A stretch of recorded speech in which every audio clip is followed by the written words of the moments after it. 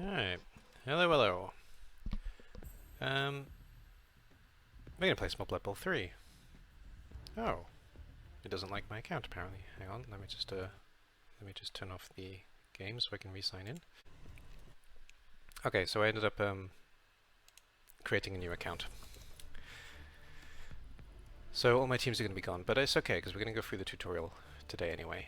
Because I actually realized at first I said I wasn't going to do the tutorial, but to be honest I think the majority of streamers aren't going to want to do the tutorial, and that's why I want to do it. So I can maybe give some feedback on the way they've set up the tutorial, maybe give them some feedback on what they can do to improve the tutorial if it's not very good, or, well, see what they did with the tutorial, because maybe they'll surprise me and they made something amazing.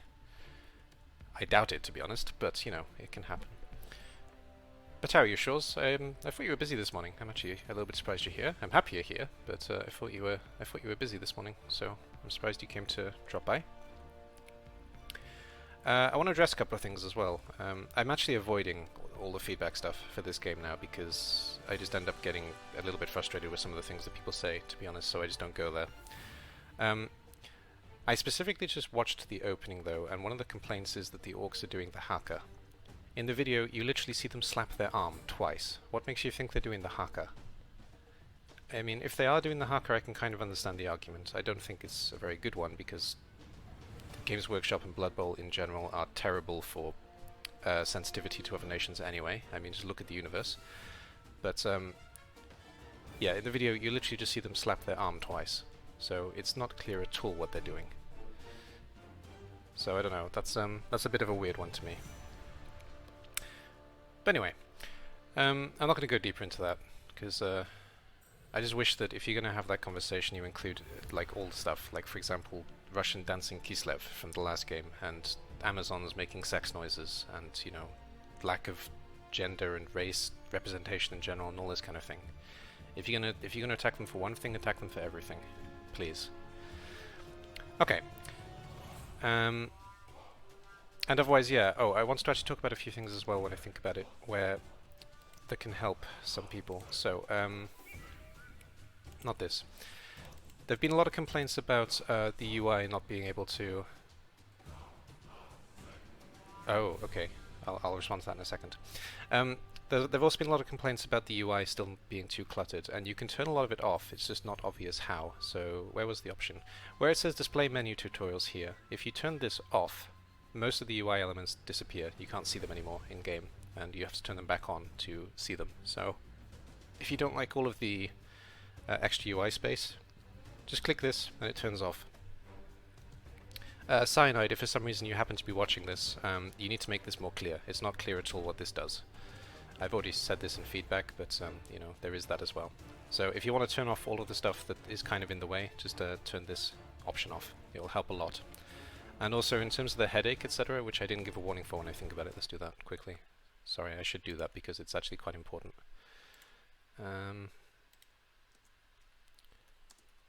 Potential headaches. There you go, that can work as a warning.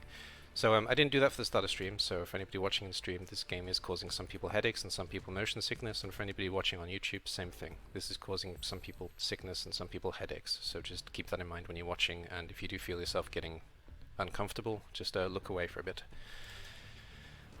That's also why I don't play it very long, because I can't, because I also suffer from headaches when this game gets going. Okay, let's look at this message. My train can go all the way to my city, will last another 1.5 hours in the train back home at the moment.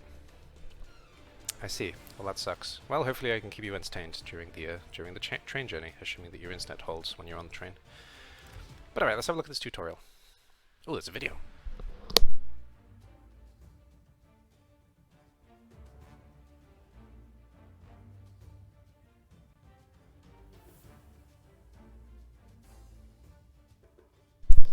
Okay, it doesn't make sound. So, 6 of the most influential brands of the old world decide to host an extraordinary tournament, the Clash of Sponsors. The best teams answer the call for a tournament which will mark the history of Blood Bowl. You could have done a voiceover for this, but never mind.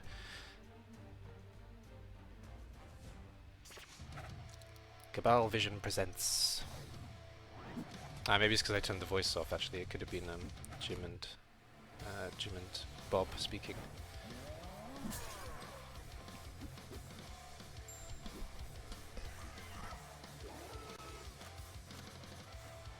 cool. That chaos, or was it Noble? I think it was Loot Grip actually. That looked really cool.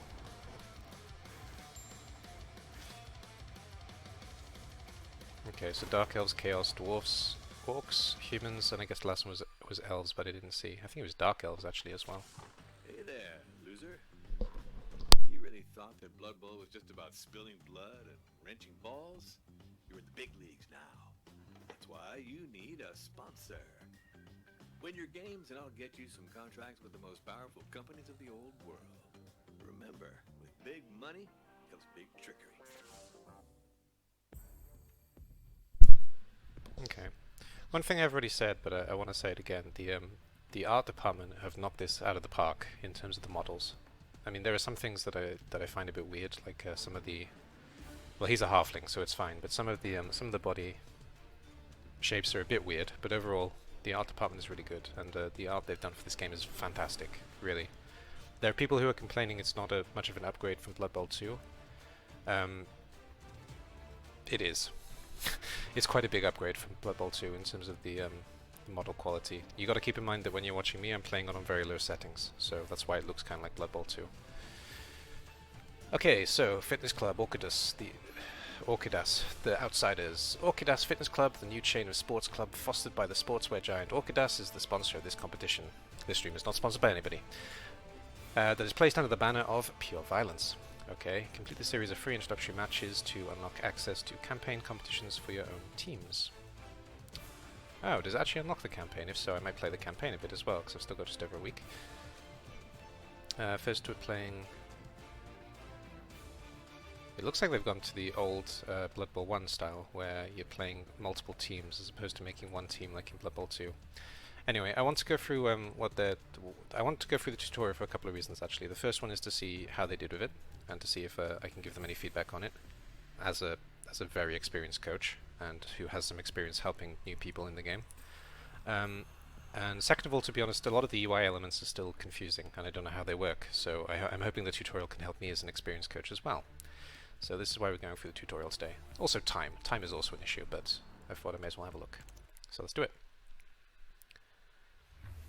And now your host, Orchidas, is proud to present the first coach of the Clash of Sponsors.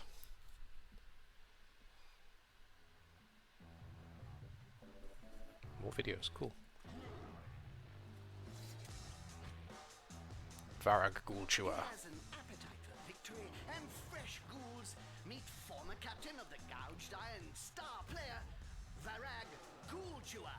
Varag is a tactical player, which is rare for an orc. Makes him really dangerous.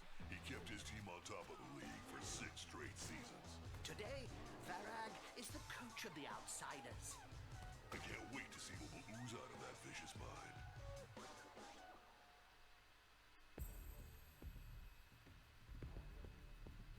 Okay. So I'm playing as humans, apparently, and we're against the Old World Alliance. Okay. So there are actually other teams in this tutorial then. That's awesome, if that's the case. So, Blood Bowl welcomes you. The tutorial will explain the rudiments... Okay, that's a really unnecessary word. Just say the basics. Explain the basics of the game. Get ready to break some jaws. Should I be taking notes? I guess not. I'll just watch the video back and make notes. The aim of the game is simple. Score touchdowns by taking the ball into the opposition end zone. Okay, this wording is really awkward. The team with the most touchdowns at the end of the match is declared the winner. Okay. That's fine, that's pretty good. The position of the ball is clearly visible thanks to the blue halo. Right now it's close to the end zone of your team. That's not close to the end zone, but I know what you mean. Thanks to Cabal Vision's camera boom technology, you have access to an aerial view of your players. Look at the pitch by turning the camera. To do so, move your cursor to the edge of the screen. You can zoom in and out by using the mouse wheel. I'm not using the mouse wheel. You can zoom in and out with page up and page down as well. Excellent. Sometimes you need to look at the situation from another point of view. Q and E do the rotatey thing. Oh god. Okay. Now that you've acquired the basics, this game isn't going to be one without your involvement. Select a player, choose the ball close to the ball by moving your cursor to this square and then by performing a click. Okay, first note, cyanide. Never pick up the ball first. Don't tell players to do this. Don't tell new players to start by picking up the ball. Can anybody move safely? Yes. So, one thing I'd suggest straight away is point out the ball, that's great, and then say something like, we'll come back to this later. First of all, we have this player on the floor who can move, unless you're going to do something with him, I guess.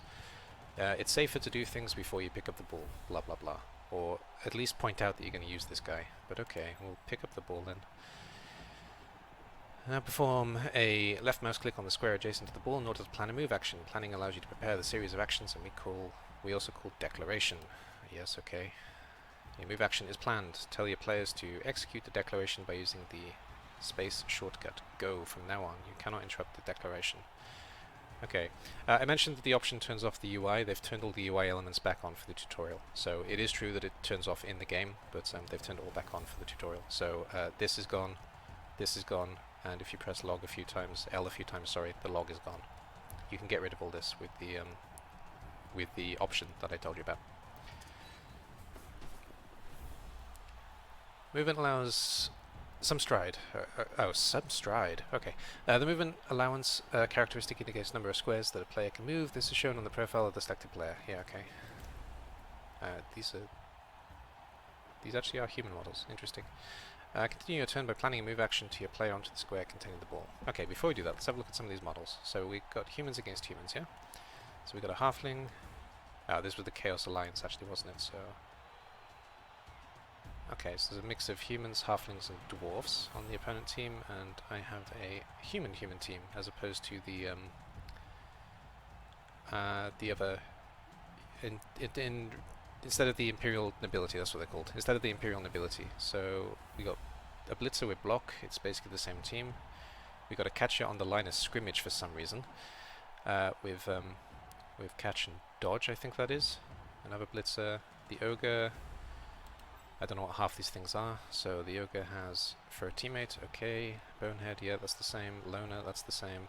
Mighty blow, that's the same. And thick skull, okay. So exactly the same as previous teams.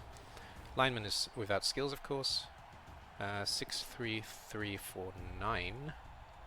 Oh, they have more armor now. They're now 9. And the halfling probably has right stuff here. Okay, stunty, right stuff, and dodge. Alright. Another catcher, and I guess this guy's the thrower, yeah? Yeah, and the thrower has sure hands, I guess, yes, and pass. Okay, so the human team hasn't changed much, just the addition of halflings mostly. So continue your turn by planning a move action of your player onto the square containing the ball. Yes, boss. Once declaration is confirmed, the player automatically tries to pick up the ball. His success depends on a test on the agility, AG, which is 3+. Tip, you can hover the cursor over the characteristic shown in the profile player to find out to move. What? You can hover the cursor over the characteristics shown on the profile of this player to find out more. Okay, it doesn't say move, sorry. I can't read this for some reason. Agility shows how talented the player is at picking up the ball or getting out of tackle situations. The agility characteristic is the number of the yeah, okay, that's fine. One second, let me have a look at this on stream, because it's really difficult to read this for me. Yeah, it does kind of have a blur effect on stream as well. Okay. I don't know. It's not as clear as it could be. I don't know. I think it's the overall contours in the screen as usual, but it's bearable. Just sometimes I find the words going a bit blurry when I'm trying to read them. Yeah, I already did that. And what? Ah, there we go. Okay. Yeah. So. This is kind of a problem, to be honest, because this is not a good way to start your turn, and I wish you wouldn't tell new players to do this. That was successful, which is great, but it's not going to be successful very often. I mean, half the time that's going to fail. I know, it's a 3+, sorry. 33% of the time that's going to fail on this team, so, you know, you shouldn't start with that, really. In Blood Bowl, most actions are resolved by dice rolls. That's great. It's good that you're pointing that out. Using a random generator that has been certified as beyond reproach by the NAF. Oh dear. Okay, you're really trying to trigger the people who have conspiracies about dice. Good to know. To be honest, it would even be better if you could explain what the thing is so they can look it up, because a lot of people don't look into the Mersenne Twister, and they really should. What is it, Mersenne or Mersenne? Mersenne, I guess. Mersenne Twister, which is what Blood Bowl 2 is using. I don't know if Blood Bowl 3 is using it, but You know, it's open source information. You can look into it and you can understand how it works. So, by all means, say what the actual thing is, so people can look it up. On a 6-sided dice, a natural roll of 6 means automatic success, or a natural roll of 1 means automatic failure. You thus have at least one chance in 6 of succeeding an almost impossible action, and the same chance of failing the most trivial of actions. That isn't true though, is it? Because some characters can't pass now, but otherwise fine. Continue a turn by selecting this player and by planning a move action to the indicated square. Okay, so we picked up the ball and now we're dodging. And we still have a guy who's safe on the ground. This is not good tactics. Continue your turn by selecting this player and by planning a move action to the indicated square. So again, we've got a chance of failure here, and you're not really pointing that out, so you're teaching bad habits.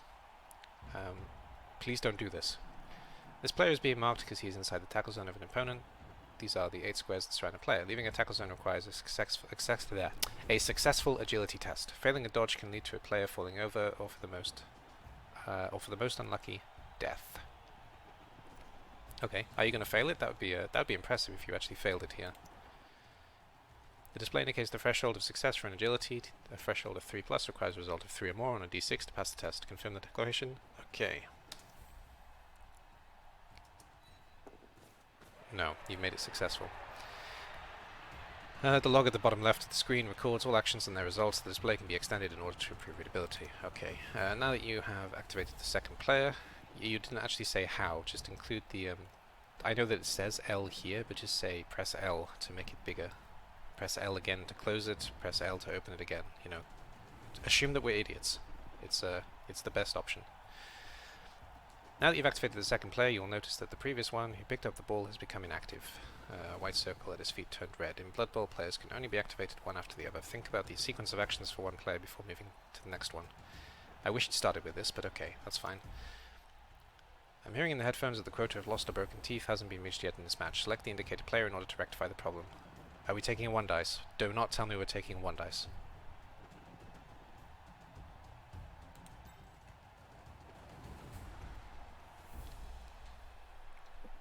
Okay, Cyanide, Nakon, the people who made this. You're teaching nothing but bad habits.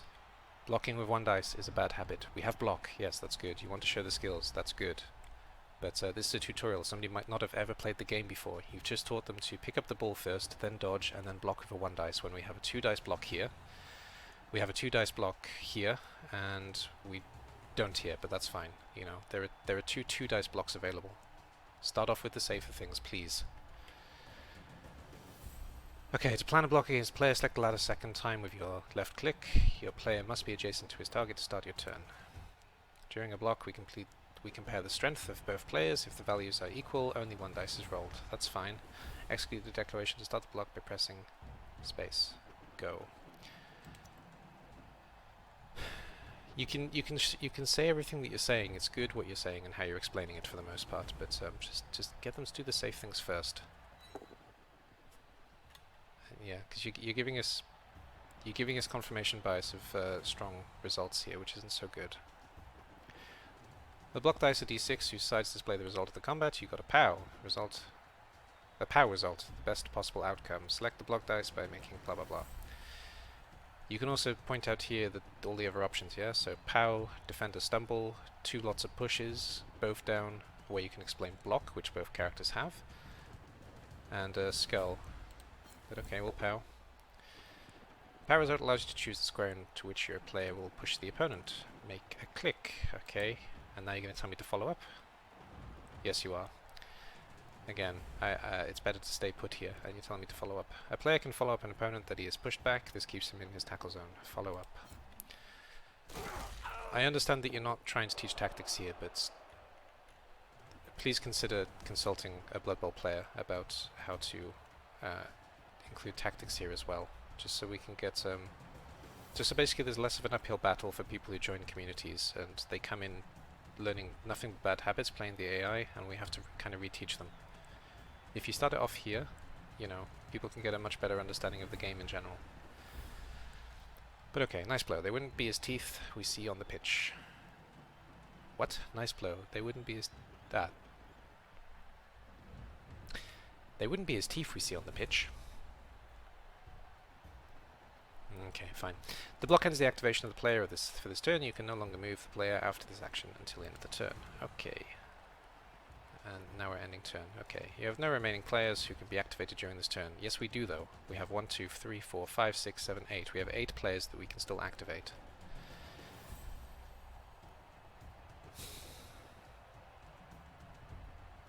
Okay, another option is that if you kind of have everybody in position already with a red circle, so you know we have to start off with this part. That would also improve a lot here. So you start off by explaining all these things. All these guys have already moved. Say that, you know, we've already moved most of our players this turn, so they can't be activated.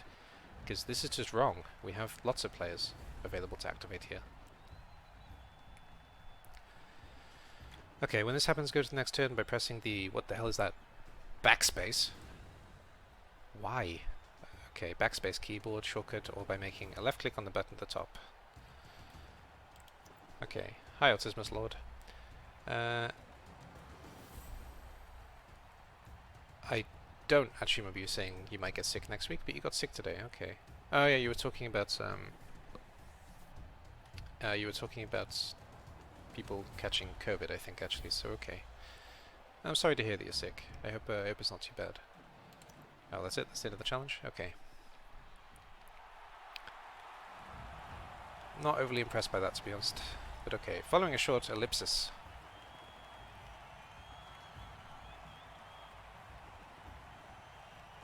Okay, I'm a linguist, and English is a language I understand very well. I have no idea what following a short ellipsis means.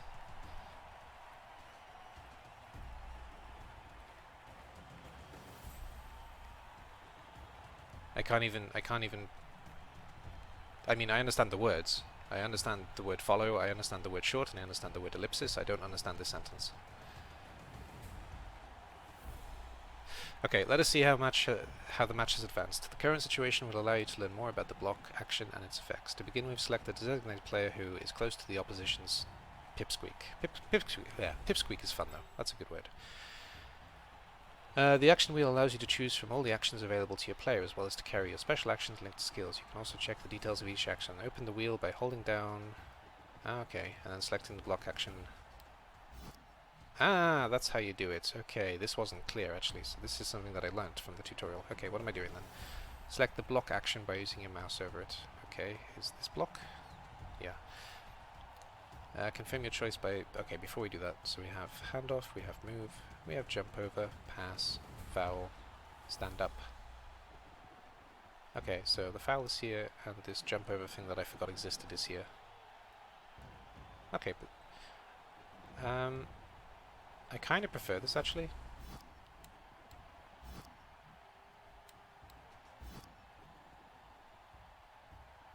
So, do I release? Is that how it works? Yeah, according to the tutorial.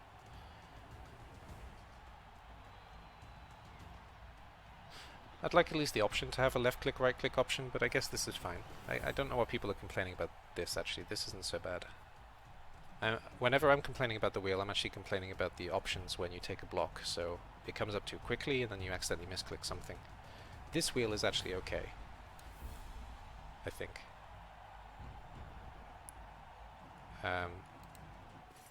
Okay, when you compare the strength values of two players, blah blah blah, you have an advantage. Yeah, that's fine, but you could have showed it with a support player again. But superior strength allows 2 block dice to be rolled, so twice the chance of getting a favourable result. Number of dice to be rolled is displayed over the head of the target during planning. Okay. Your opponent will regret having left his old world halfling hopeful inside the tackle zone of your player. Confirm the block action with the space. Okie doke. Thing is that 3 people went home, one of them is me, and the school nurse and doctor sent us home. We come home and our homeroom teacher said that she didn't allow it. Alright.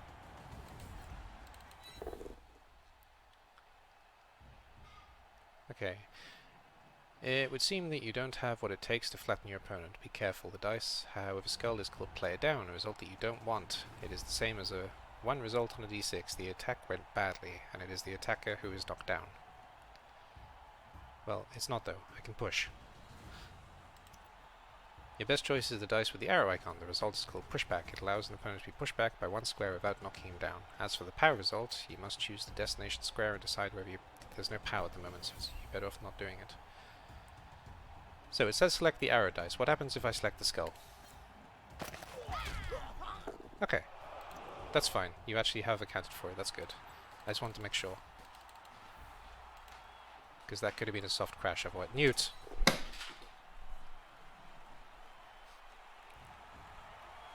Other than that, how are you? I'm good. I'm going through the tutorial in this game to see what it's like, and so far I'm pretty disappointed. Your best choice is the dice with the arrow icon. The result is called pushback. It allows an opponent to be pushed back by one square without knocking down. As for the power result, you must choose the destination square and decide whether your player will follow up or not. You have to do that with push as well. Follow up this pipsqueak with... no! Will be well placed to perform a new block action on him during the turn. So if I stay put, does it take me back to the main menu again? Yeah. Okay.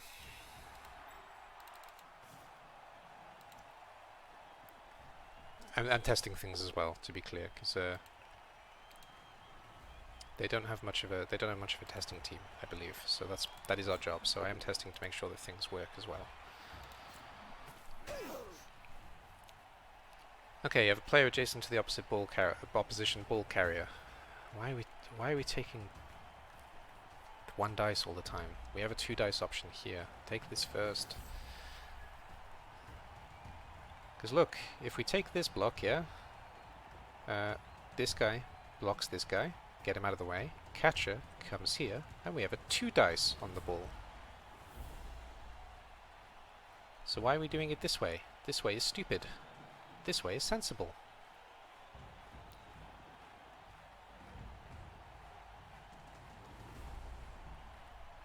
Please don't teach new players bad habits. Please don't. Okay, you have a player adjacent to the opposition ball carrier. Plan a block action on the latter in the way that you wish, by making a left click directly on the opposition player, or by holding down the left click, blah blah blah. Don't forget to execute. Yeah, okay. You can also double click, and you're allowing the double click in game, because I'm double clicking. I'm not using the result that you want.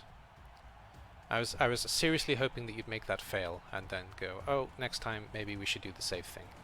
So, okay. An excellent result. Confirm the power result with left click and then select the square info where your opponent will be pushed back. It's for you to decide whether your player follows up or stays in this square. Oh, it's my choice. Okay. I really should have pushed him that way, but oh well. But I'm going to follow up so they can't get... so I have a chance of catching the ball. The ball carrier is bitten the dust. When the carrier is knocked down, he automatically releases the ball, which rebounds into one of the adjacent squares. Let us leap forward in time in order to put into practice what you've learned up until now. I've learned a lot of bad habits so far. Advanced block and turnover. Okay, now is the time to use what you've learned in order to win the match in the name of the Usingen Rookies team.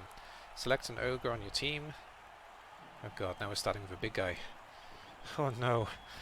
Okay, select a ogre and plan a block action on that ridiculous old world halfling. Hopeful that is adjacent to him. Alright. 3 results are available to you. Use what you've learned to make the best choice. You don't explain why 3 results. So, I'll explain why 3 results. If you have double the strength of your opponent, either through one-on-one action like this, or by adding extra players, you get an extra dice. So, 5 is more than double 2. That's why I have a 3 dice result. Please explain that, Cyanide. Perfect. Now you no longer fall into the trap of the annoying player down skull. It's all part of the learning process. Choose an option. Oh, I'll stay put. Thanks. The match goes on. Execute a block action by this new player against the opponent who is in the designated square. 1 second. Again, I have a player available. I can make this a 2 dice. I have another player available. I can make this a 2 dice and I can lock up the ball carrier before I take this action.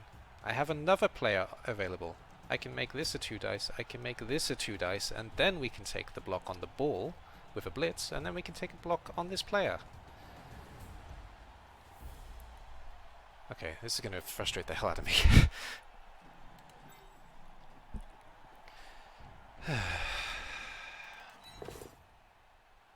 Oh dear, luck has finally... Okay, good. You've finally made us fail. Good. Play it down. Good. And grit your teeth. That would have been perfect time to give us an injury as well. But okay. In Blood Bowl, the failure of an action causes a turnover. A turnover brings an immediate end to your turn. Okay, it wouldn't have been the perfect time for an injury. Fair enough. Blood Bowl is a game that challenges you to plan the order of your actions according to the risks involved. Plan wisely in order to... You're missing a 2 there. In order to lessen the gravity of a premature end of turn. Okay then. Standing your players up. A new turn begins. In this situation you have a player who is in difficulty. Okay. A player who is flat out on the pitch is an easy target and can no longer tackle opposition players. You don't explain why he's an easy target. He's an easy target for fouling. Stand the player up by clicking again on the square and execute the declaration with the shortcut go, or just double click. You'll notice that you can no longer plan a block action with this player. A player can only perform one type of action. Okay. Good, you're explaining that. Standing player up costs free movement allowance. Your player still has some of their points left. Okay, that's good. You've explained that. Continuous move action by removing him from the... Oh my god.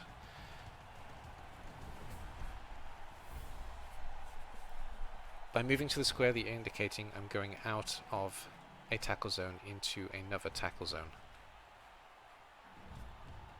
Again, we have 2 players available, and we also have a safer dodge over here. Oh no, we don't. Sorry, there's another player there. This is a terrible idea. Why are you telling us to do it?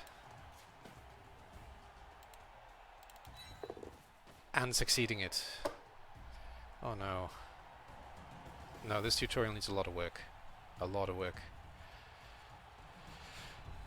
Remember that an opponent who retains his tackle zone will automatically attempt to tackle when one of your players tries to escape from it. The dodge skill of your player allows them to reduce the risk. The opposition ball carrier is inside the tackle zone of your ogre. Quite a mistake. Give him a demonstration of brutality by using the difference in strength between the 2 players. Plan a block with your ogre. But if I add this player, I get a 3 dice on him. If we use this, then this 2 dice becomes a 3 dice.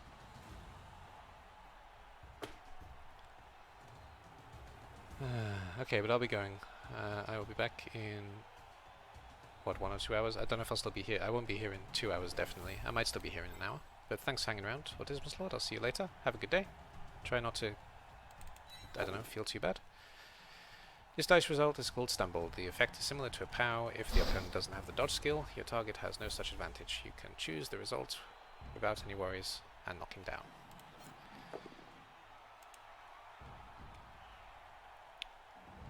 Oh, really? I gotta choose it. I gotta choose a specific square, really? But the square I put him to was a better square. So where do you want me to put him? There. Why do you want me to put him there? Okay.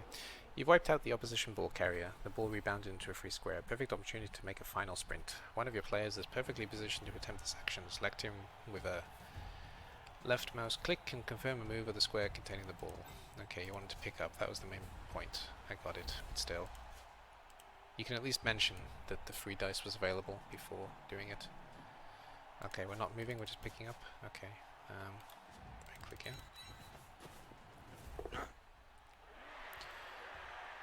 Now make him run into the end zone. Okay, so we're doing rushes, which we don't need to do. Good. Your player can try to rush an extra 2 squares beyond his movement allowance. They are shown by the exclamation mark. To move into each of these squares, roll a d6. A roll a d6 is required. On a result of 1, your player falls over, and it is turnover. However, you've got to take a risk if you want to win. Execute the okay.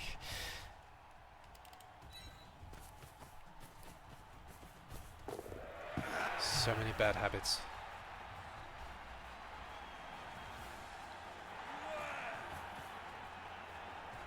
It's completely valid in Blood Bowl to not immediately score and stall out when it's safe. It was safe to stall that turn.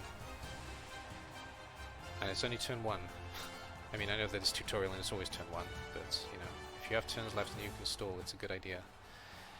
Touchdown! Congratulations on this victory. You've displayed your mastery of the Blood Bowl basics by allowing the Usingen Rookies team to win their first match. Okay. Oh, that was worse than I was expecting, to be honest. Alright then, complete the series of 3 introductory matches to unlock access to campaign competitions for your own teams. Alright then, let's have a go at this Chaos version then.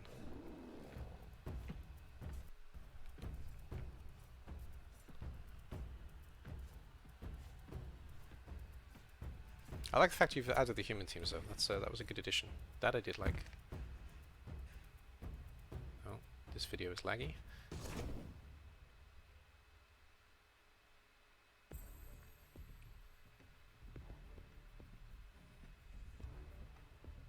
So we're fighting Chaos now. That's fun. Welcome to the second Blood Bowl match with the Usingen Rookie team. We'll explore some advanced concepts so that you will shine during the Cabal Night Blood Bowl. Okay. Wait, it's not Chaos. Why did you show a Chaos symbol when we're not fighting Chaos? Oh well, whatever. Oh no, we are fighting Chaos. Sorry. It's just in the opening there is humans on humans, so that was a mistake, I guess. But they're definitely Chaos on the pitch. I mean, there's plenty of time to fix that, to be honest. The Chaos aren't fully implemented, so that's fair. We get to have a look at them though, at least, so let's do that first.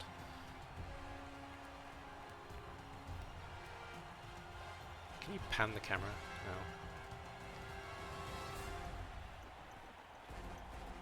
So, I like the Beastman. Very well done. Where's the warrior? There's a warrior. The warriors look a little bit less imposing, to be fair. And they've got a bit of a weird body shape, but otherwise, pretty good model. And the Minotaur... Okay, I need to zoom out again for the Minotaur, I guess. Minotaur's a little bit hunchbacked, but overall, yeah. It's a good design. Okay. Yeah, I'm still impressed with the team and artwork design mostly. Alright then, so declaration of a Blitz. Okay, we're starting with a Blitz. Good. Are we doing it safely? No. Oh well. We'll now take a look at some less commonplace declarations. They are limited in the number of uses per turn, but they are handy in order to perform a series of actions during a single activation of a player. Select him with the left click and then change the default declaration using the 2 shortcut to plan a Blitz declaration. Okay. We're 1 dice blitzing when we can 2 dice blitz.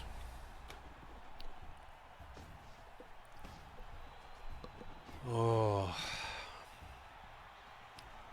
I understand that you're trying to go for simplicity here, I do, but the problem is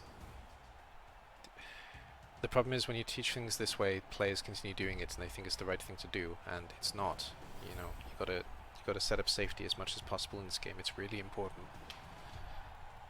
Please do better than this. Okay, open the action wheel by a prolonged left click over the position of the indicated opposition player. You can also plan the block action by simply clicking. Yeah, why bother with the long click when I can just double click? Okay, could have pathed this way, but fine. Once the block action is planned, execute, blah blah blah. Okay. Hey, we got a power gun. What a surprise. Let's select the power dice, it says down here, good. And choose an option. The best option is here. Why would you tell us to put us here? If I go here, I can surf the player.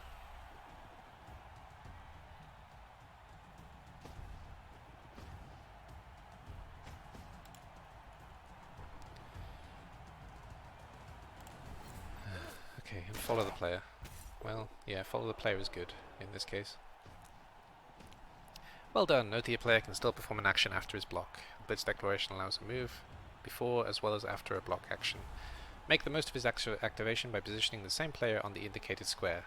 That's the worst place to put him. He needs to go here.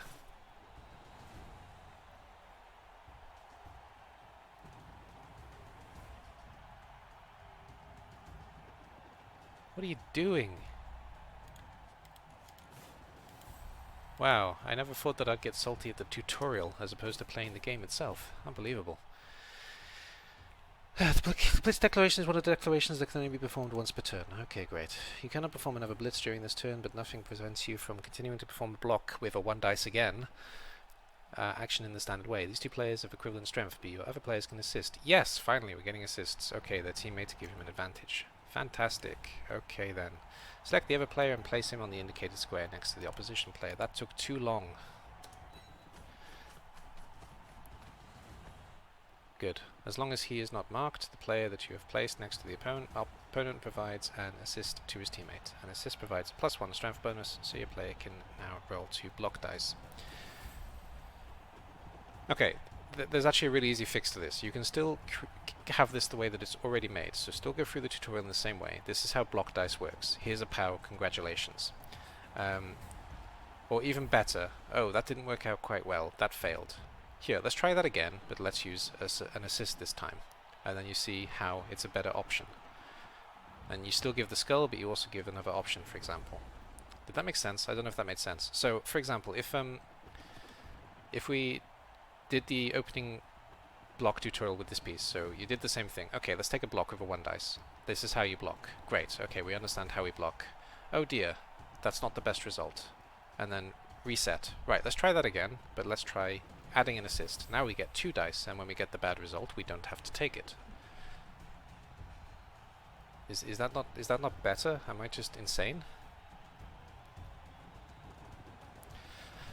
Okay, anyway, as long as he's not marked, the player that you have placed next to the opponent provides an assist to his teammate. You're not really explaining what marking means as well, so it's like in a tackle zone. So if there was any other player here, it wouldn't add any assist. An assist provides a + strength bonus, so your player can now roll 2 block dice. Great. Let's do it then. We got a bad result anyway, so that's fine. Not good results. Player down means that only your player is down. Both down means both players are down. That's your best option, and it means twice as much blood. Alright, that's fine. But there's no blood, because we're not getting injuries, of course. When action is failed, it brings about a turnover, an immediate end to the turn. You've already said this. Let's advance a few turns in order to look at the use of key skills. Okay. Your team begins a new turn. The limited use of declaration counter is reset at the start of each turn. The number of Blitz declaration is back to 1 in declaration bar. Okay. Isn't this just a stand-in tutorial? I don't think so. I think that's what their plans do, to be honest. And hi, Chris. Even if it is a stand-in, it needs a lot of work. They're teaching so many bad habits. How are you, though? Are you doing well?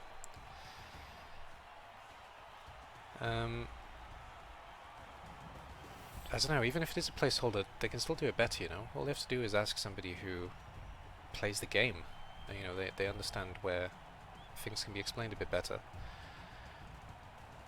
I'm disappointed by this, I really am. I've been pretty positive about this game so far as much as possible, but this is really disappointing. Designated Blitzer is in a good position to breach the opposition defense. Civil line, change the default declaration to what is called a Blitz. Plan a block on the indicated opposition. Okay, we're 1 dicing again. We have a player here. He can come in support, and then we can blitz, and then we get a 2 dice. You just explained the assist. Let's use it. There's another player here, but I guess that we're going to do some kind of crazy pass action to him or something.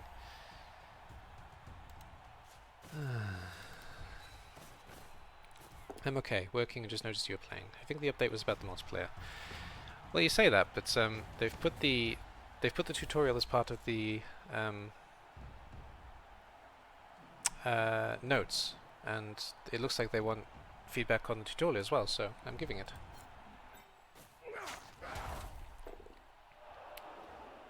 Your player was not knocked down. The block skill prevents... Oh, I didn't realize that we were describing block. Okay. Okay, that's good. So that's explained. You can pass your cursor... You can... Okay, hover your cursor over the icon of each skill on the profile of a player in order to get more information on how it works. Yes, but you can't when this is open.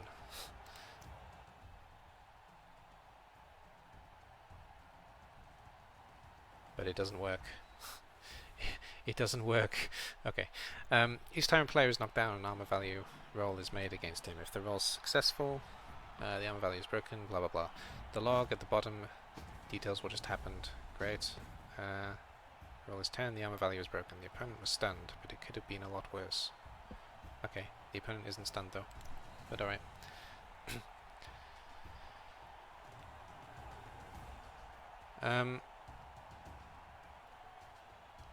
Yeah, so tackling this update was about the multiplayer. That's not true, because they had a I can read it verbatim. 1 second, let me find it. So, Blood Bowl 3. I'm off the screen. That's why it's I might have just crashed the game actually, but I hope not. So we've got main game improvements, new features, and content. The very first thing is playable tutorial. That's the very first note in their announcement about what's been added to the game. So playable tutorial, dwarves, improved graphics and lighting, team manager, blah blah blah. So the very first thing they mention is actually the playable tutorial. So I guess they do want feedback on it. I might be wrong though. Well, they're getting it anyway, and hopefully it's useful to them, but we'll see. Stun status temporarily impairs a player by preventing him from standing up before a complete turn. Moreover, a player who is down loses his tackle zone. Okay. But why stop there? Making a player stunned isn't bad, but we can do a lot better. First, select the designated players. This is all about injuries. Good. Oh, make a foul. Okay. Let him finish what has been started. Select your player and then plan a foul declaration. Okay. Fine. So, we don't use him as an assist because he wants to foul, but, you know, this guy can foul instead. So, we could have got the assist first because you told us about assists. You know, use this information that you've given us so we get into good habits of assisting blocks, and then we foul afterwards. We even get a better foul because we got 3 players. Okay. Select a player and then plan a foul. Okay, so press 3. There's our foul. Clicking on the opposition. I don't need to click on the square next to it. It will do it automatically, yeah? Yeah, okay.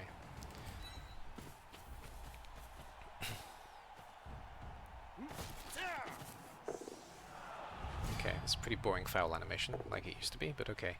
Foul declaration can only be used once per turn. It allows you to combine a move action and a foul action against an opponent who is lying on the pitch. Okie doke. The foul action immediately triggers an armor value roll. Yes, okay. And if it is successful, an injury test against the player lying on the pitch. The opponent was KO'd. He's immediately removed from the pitch and will have to wait for a new drive before any hope of standing up. 50% chance at the start of each drive. Okay.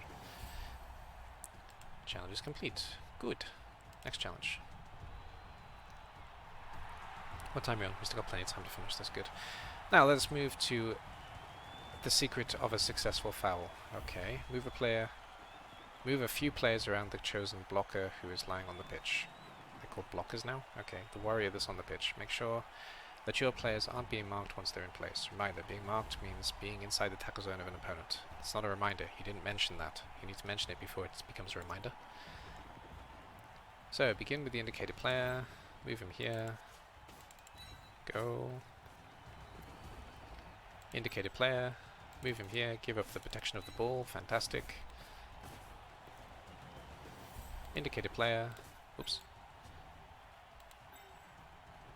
Move him here. And we're fouling with the halfling, right? Because that's what the halfling is for. Yeah, okay. Okay, this was better. I mean, giving up the ball, not so good.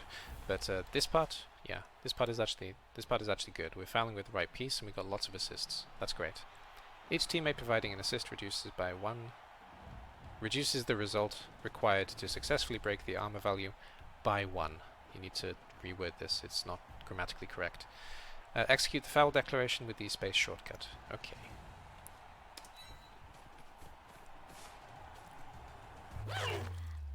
Death. I wish they did this every time. It's actually got a little bit more impact. It needs more sound, but overall it's much better. Okay, the referee noticed something. Good, we're showing this as well. A foul carries the risk of your player being caught in the act. Fortunately, the argue the call option brings in your coach, who has a small chance of dissuading referee from sending off your player. You need to roll a 6 though. You need to mention this. It's very unlikely. You're lucky. Yeah, I really am lucky. Your player will not be sent off. The opposition player won't be setting foot on the pitch. You didn't explain how that worked. So you need a 6+ in order for that to work, which you're not explaining, and I rolled a 6. If I rolled anything else, it wouldn't work. So, and then you also, I think you can only use this once per game, yeah? So if it fails, you can't use it again? Am I right in believing that? I think I'm right in thinking that. The opposition player won't be setting foot on the pitch in the near future. Your foul action broke his arm over, and the injury roll led to a casualty roll, meaning serious injury for the opposition player. You can see the result in the log.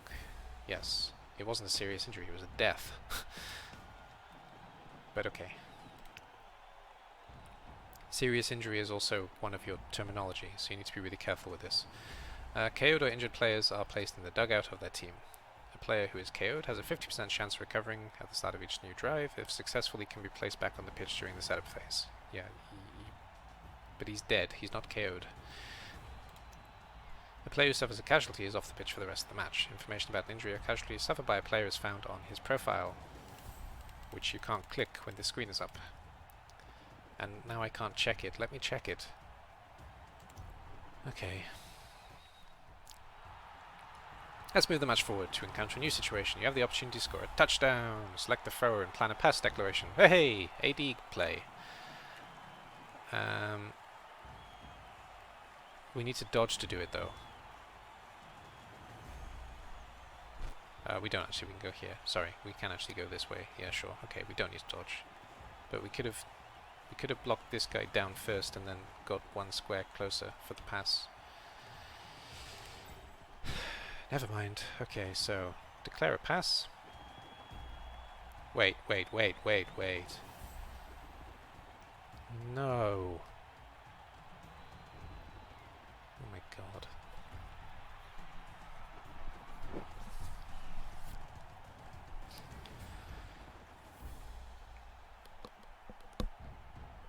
Oh, okay, so we're passing into a tackle zone when we have a player free that we can pass to who is actually within scoring range, but I guess we're going to pass and then do a... we're going to pass into a tackle zone... Oh my god. Okay, we've already talked about Blitz, so... this is the way that you set this up, Cyanide. You go... Blitz, this goes out of the way. Pass if you want to, fine. And then when we're not in the tackle zone, it's a better result. When we're not in the tackle zone, we don't need to dodge. When we're not in the tackle zone, we can successfully do the handoff afterwards, and then we can run it in home. What you're telling us to do is insane, and it's me saying that.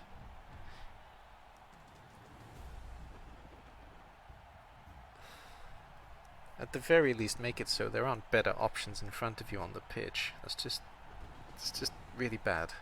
It's just, I don't know.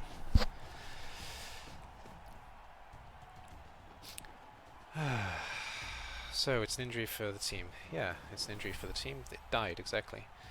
This is still the tutorial, yes. This is still the terrible tutorial.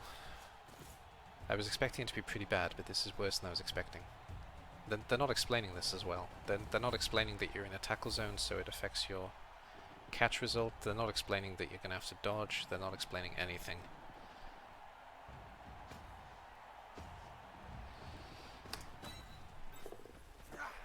And of course it succeeds.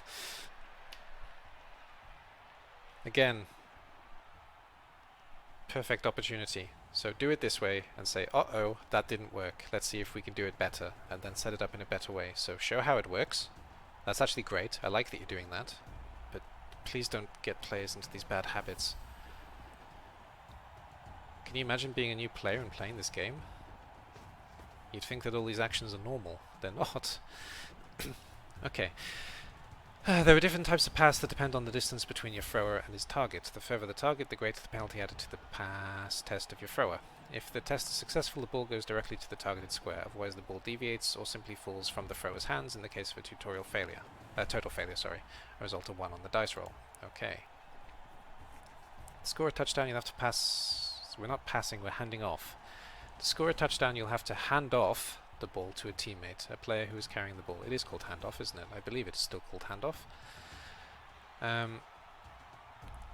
But it's not yet activated. It's automatically positioned with a handoff declaration. Yes, so we're not passing, we're handing off. Move your player to the indicated square in order to remove him from the opponent's tackle zone. Make sure that you're in the handoff declaration. So select the indicated player. Okay. Select the indicated player. Select 5. Uh-huh. 5, yes. Score a touchdown, blah blah blah. Okay.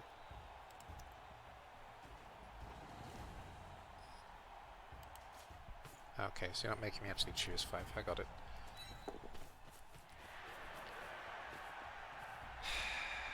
Handoff action allows you to pass the ball directly into the hands of an adjacent player. This action does not require a dice roll on the pass, only the player receiving the ball must undergo a catch test against his agility. Plan a handoff, blah blah blah. Your receiving player is close to the opposition end zone. Confirm a movement into it in order to score.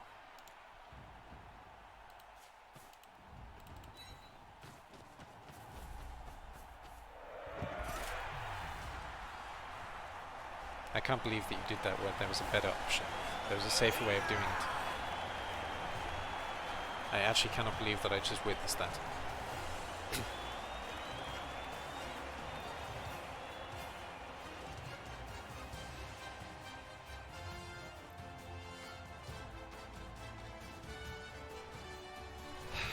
Okay. A new victory for the Usingen rookies. There remains one last match for them to win in order to attract the attention of generous sponsors to you. Okay, great. Challenge completed. There's one more. Okay, the first one was bad, the second one was terrible. I'm sticking with terrible. I've been trying to be nice about this game, but the tutorial is really bad. The tutorial is even worse than the Blood Bowl 2 one.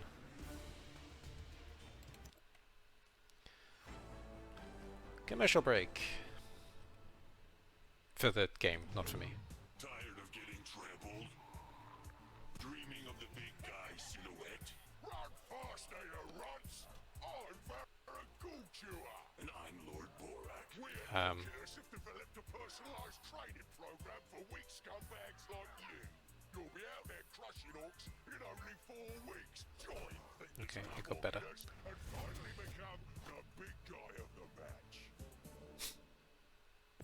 Okay, that looked like it was pretty good, to be fair. I actually really like these cutscenes. I like the characterization of the characters. I like the artwork. All of this is really good, but the tutorial itself, really, really bad. Welcome to this third match in charge of the Usingen rookies. We'll look at some special actions as well as the use of skill. Okay, we're playing as orcs now, are we? Looks like it. So let's do some projectile vomiting and throwing some goblins, yeah? Okay. Varag was struggling to get his textures in place there. Blood Bowl 2 tutorial was okay. Yeah, it was okay. I'm not crazy, right? The Blood Bowl tutorial was better than this one. I think so. I haven't played it in a while, but I think there was less. I think there was less bad habit inducements in the game. So we got an Apothecary in this game, we got some cheerleaders, we got some coach assistants, we got some rerolls. Okay, so that's what we're looking at mostly then. We'll start by taking a look at the Blitz. Use a designated player. Okay, this is safe, that's fine. Or is it a catcher? No, it is a lineman, so that's fine. So okay, so we're going to Blitz. That was number 2, yeah. And we're going to hit this goblin.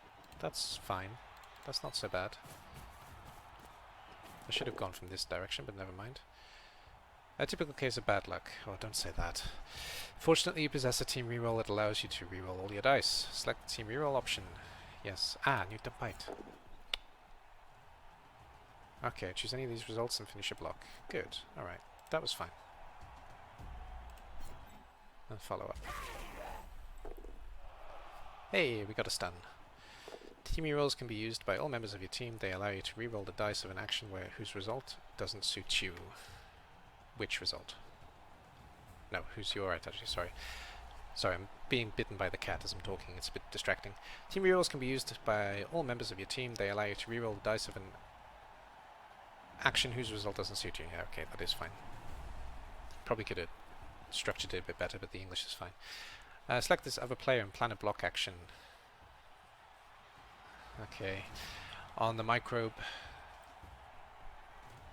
again, that's just a really weird word. It doesn't make sense in the context. He's not a microbe. The difference in strength will give you a significant advantage. Well, not a significant, but it gives us at least a 2 dice, yeah. The teammates of the target offer no assist, even though your player is in there. Okay, you've explained that. Good. So yes, because of tackle zones, they don't. Because they're covered by the halfling, they don't help out with the tackle zones. Yeah, that's fine. That's good. Not a good roll of the dice. Fortunately, you can use as many team rerolls as you want per turn. Yes, but you shouldn't. Okay, use your second team reroll. Now choose the stumble result. The goblin has dodge, though.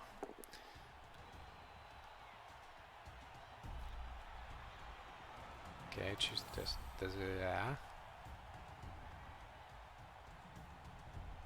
Choose an option. Well, I need to stay put. Unlike the power result, the opposition player was not knocked down because he has the dodge skill. He is simply pushed back.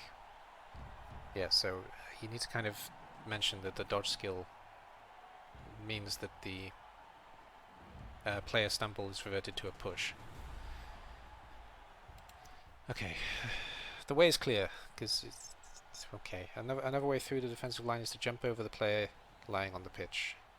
Okay, are you going to tell me to do that with the ogre? Please no. Okay, good.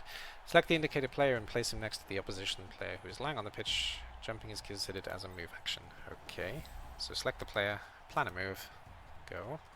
Yep. Microbe, yeah, exactly. Ellipsis was another weird one. It's just some weird translations. I kind of understand what they're going for from French, but it doesn't work in English. Once this action is selected, click on the destination square and execute the declaration.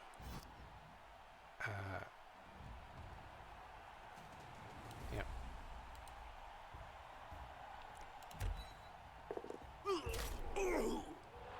Okay. So hold your left click on the player, use an opposition player in order to open the action wheel and select the jump over option. Once this action is selected, click on destination. Why are you telling me that? This needs to say about the apothecary. Why does it still say about jump over?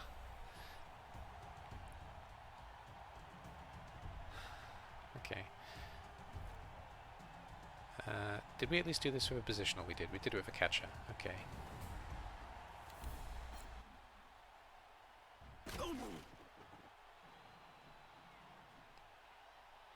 Choose no injury. No, I want to choose dead. Dead is more fun. Okay, no injury. Challenge completed. Okay, so you're telling us to use all our rerolls on moves that are not particularly useful, and to use the apothecary on death at least. That was good. The opponent has placed his ball carrier on the sidelines, a mistake that you'll exploit by a Blitz declaration on this Pipsqueak. Pipsqueak is good. Stick with Pipsqueak. No microbe, just Pipsqueak. Show him what the crowd of Blood Bowl match is made of. Okay, that's good. Wait, what? Why?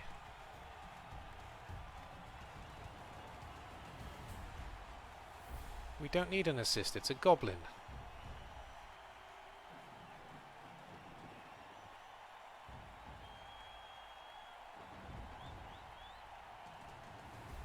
Am I having a stroke when I'm playing this tutorial? Your opponent has left a player on the side of the pitch, which is a really bad idea. Let's show them why. First of all, let's put a player on the edge of the pitch. When we don't need to.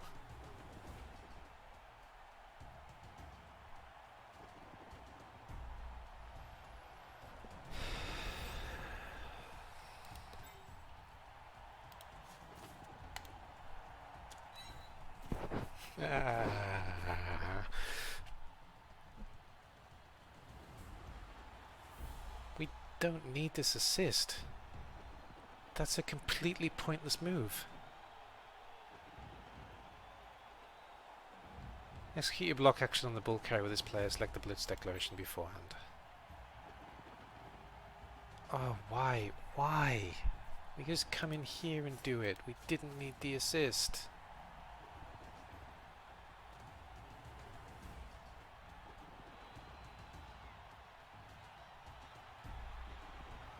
What are you doing?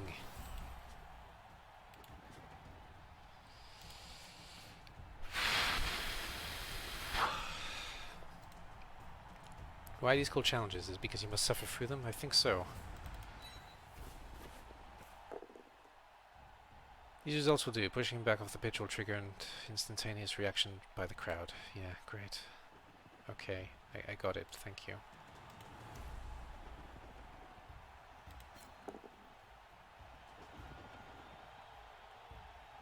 And they're giving me choose an option.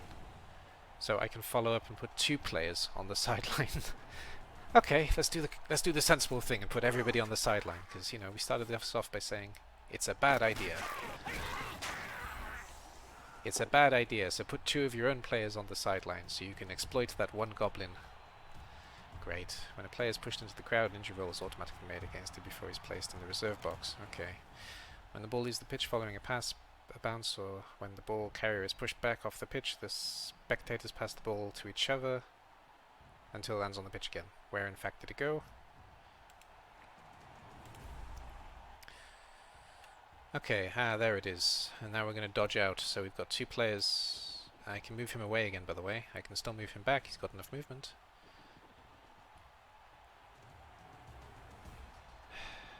He's even got enough movement to pick up the ball. There it is. The player is entangled in tackle zones. There's a player who's free, who can get there without getting out of tackle zones and pick up the ball, but he's not a positional who's supposed to pick up the ball, so that's a bad idea. We should dodge instead. Much better idea. Your player's entangled in tackle zones. Select him with your left click and then move him into the square containing the ball. There is no penalty when a player leaves the tackle zone of several opponents. What? Yes, there is. However, there would have been if we had tried to enter a tackle zone by performing a dodge. What are you talking about? It's not a free movement. You make it sound like it's a free movement. It's not.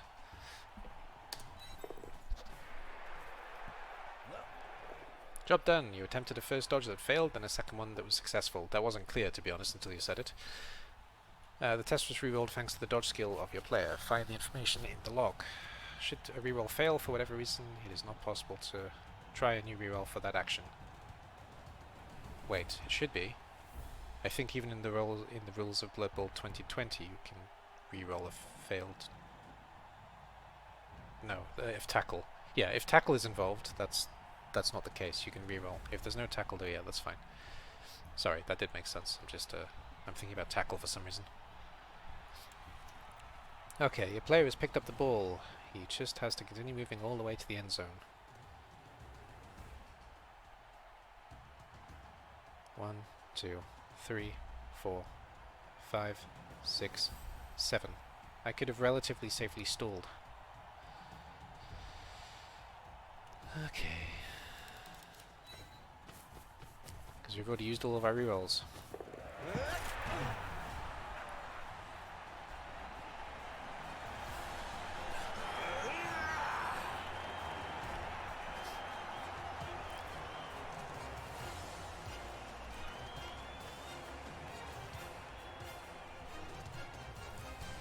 This tutorial is a mess.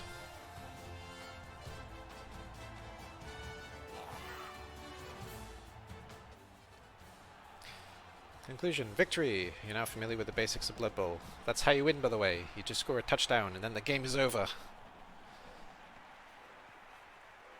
Stalling should not be in the tutorial. I don't know. I think it kind of should, to be honest, because it's, you know, it's good basic tactics that is frowned upon by new players sometimes, and they say, you know, why are you stalling? And you have to explain, because it's the way you win the game. No, I think the tutorial should actually be working to... Stalling should be illegal. No, it shouldn't. Come on. Good joke. I like it. You're now familiar with the basics of Blood Bowl. I've got nothing left to teach you, so you must discover the rest for yourself. Hang on in there and the glory will be yours. You didn't teach me anything but bad habits. But winning is not equal to fun. Also, you've really indicated that when you score, the game is over, because we've just scored 3 times and that's been our victory, apparently. So you make it sound like you just have to score to win the game.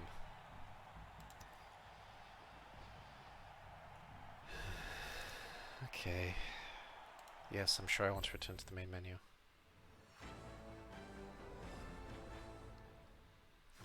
just heard that the Usingen rookies have been thrown out for taking probability-altering substances. The NAF declared that the young team will not be allowed to continue in the Clash of Sponsors competition. Apparently they were caught red-handed dipping into the D6 bag. Blood samples taken by the sports doctors confirmed the presence of illegal substances. If they'd read Lord Borak's official biography, they'd know how to avoid this kind of thing. Bribery. Rufus Bottomfoot, the team's agent, was quick to stress his confidence in his coach. We're gonna rebuild our team and continue the clash of sponsors. After all, it's only the players that were suspended, and they're expendable. It's reassuring to see that these talented, caring leaders of men have the know-how to get back on their feet after such a chaotic start. Challenge complete. Congrats. Yeah, thanks. So the way this is written as well, it kind of suggests that you have to complete the tutorial in order to unlock the campaign. I don't know how I feel about that, because on the one hand, the majority of experienced coaches don't care about playing the AI. Let's be honest. But the fact that you lock that behind a tutorial, that's I don't know. I don't know if that's a good choice, to be honest. So okay, let's let's go through that again. So that tutorial, I'm sorry, but that tutorial was a mess. It really was. I'd like to be really positive about it, but it wasn't. That was awful. You taught way too many bad habits when there were options on the pitch that were better. If so I got three solutions basically for the way you did that. You can still do it the same way as you did. So you can have, for example, this is how the block dice works, this is how dodge works, this is how blah blah blah works. And then, you know, go through it in the basic way, make it fail to show that it's not a very good idea, and then say, okay, let's try that again. And then we can have a look at the pitch situation as it is, and we can use the pitch to make a better option. So we try and take that one dice block, the one dice blocks, and we say, okay, that wasn't good. Let's go back and try that again. You see this player over here who's free? We can move him to assist, and then you include how the block dice works, and you include the assist together, which is better straight away, because it's not separated. And also, you're showing that one thing is a bad habit, one thing is a good habit. Or, for example, with the ball as well. So you can see the ball here, but let's not do that yet. Let's do save things first. You should move things before you roll any dice, blah blah blah, yeah? So I think the best solution is to do this, actually, to go through it the way you have it, but then also add the better options that you already have available on the pitch in front of you. I pointed them out as I was playing. And I'm going to send this video as feedback. I'm not going to write it out. I'm actually going to send this video and you can watch it if you want to. The second option is to just basically teach good habits straight away. So just go straight into doing it correctly without doing the silly things that you make them do first of all. It requires a little bit more explanation, and I think it's slightly less logical that way, because you're kind of giving the wrong information first. You're giving the advanced stuff before you give the beginner stuff, but at the same time it's still teaching good habits. But the main thing is just please don't put them in a position where they have to do really risky things and make it seem like it's a natural part of the game. It is a natural part of the game, but it's a natural part of the game when things go wrong, not when things go right. So, you know, just set up the tutorial so you're in a slightly better position sometimes as well. So the pass and the handoff was great, but just don't include the tackle zone as part of it. Passing into a tackle zone and dodging out of it, it's just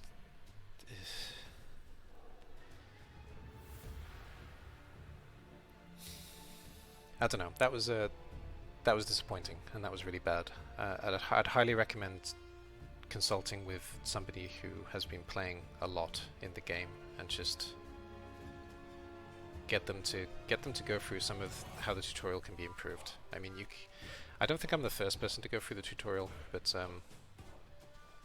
you know, a lot of the big guys aren't going through it, so you have to rely on the smaller guys to handle it, I think. So I don't know. That was really disappointing, actually. I was expecting better from the tutorial. I don't know why I was expecting better, but I was. How long have I been going? Because I guess this video is already pretty long, yeah? It's already almost an hour and 20 minutes, yeah. Alright.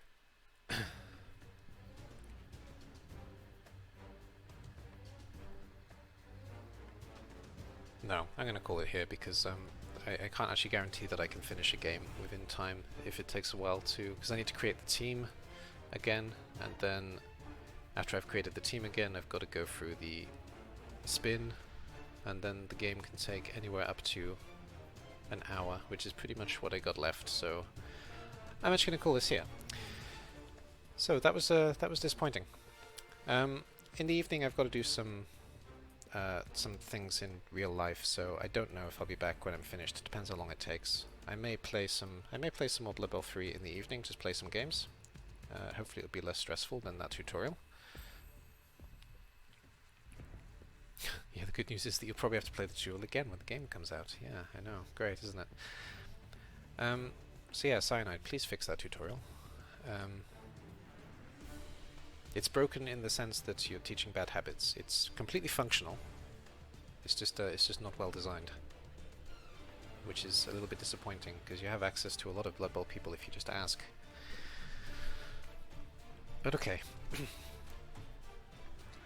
All right. Well, anyway, I'm not going to play the Witcher today, which is what I usually do on Thursdays for the crowd watching. So I'm going to skip it this week because I've only got the Blood Bowl beta for 1 week. So this week I'm still going to do Saturday like normal, I think, but every other day I'm going to dedicate to Blood Bowl. So I might be back in the evening and play a couple of games. Depends when I finish my real life things. But for now, I'm going to find somebody to raid into, and I always forget to do this, so anybody watching on YouTube, thank you very much. I always forget to say thank you and all that, because I'm always focusing on stream. So anybody watching on YouTube, I'm going to cut the video here. Thank you very much for watching. I'll see you in the next one.